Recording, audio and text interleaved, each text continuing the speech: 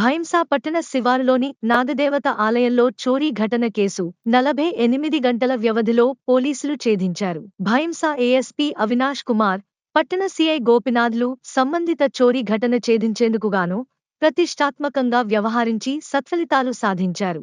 భైంసా మండలం చుచుంద్ గ్రామానికి చెందిన విశాల్, రతన్ అనే ఇద్దరు స్నేహితులు నూతన సంవత్సర వేడుకలను ఘనంగా నిర్వహించేందుకుగాను డబ్బులు లేకపోవడంతో చోరీ చేయాలని నిర్ణయానికి వచ్చారు. ఇందులో భాగంగానే నాగదేవత ఆలయానికి వెళ్లి మందిర తాళం పగులగొట్టి లోనికి వెళ్లి దొంగతనానికి పాల్పడ్డారు. ఆలయంలోని హుండీ కానుకలతో పాటు గుడిలోని గంటలను సైతం వీరు చోరీ చేశారు.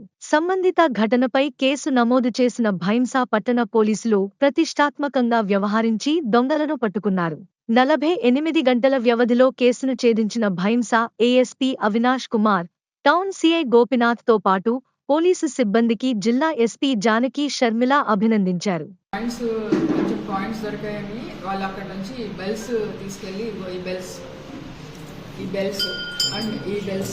ఇవన్నీ కూడా వాళ్ళు అక్కడ థెఫ్ట్ చేయడం జరిగింది. చేసి నెక్స్ట్ డే వీళ్ళంతా కూడా ఈ పైన్సాలో తిరుగుతున్నారు సోనా చాందీ మార్కెట్ ఏరియాలో. అయిన వెంటనే ఏఎస్పీ అవినాష్ కుమార్ గారి ఆధ్వర్యంలో ఈ Bhainsa town CI Gopinath and his team different యాంగిల్స్లో దీన్ని ఇన్వెస్టిగేషన్ చేశారు. దీనికి సంబంధించి 3 టీమ్స్ ఫామ్ చేశారు. మొత్తం టీమ్స్ అన్నీ చాలా యాక్టివ్గా పనిచేసి వీళ్ళని లొకేట్ చేసి అరెస్ట్ చేయడం జరిగింది.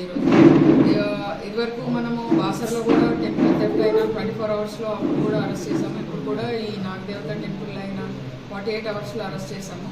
సో దీనిలో పార్టిసిపేట్ చేసిన టీమ్ మెంబర్స్ని అండ్ వీళ్ళకి నేతృత్వం వహించిన అవినాష్ కుమార్ ఏఎస్పీ ఐపీఎస్ తనని, తర్వాత గోపీనాథ్ టౌన్ సీఐ వీళ్ళని ప్రత్యేకంగా అభినందిస్తున్నాను.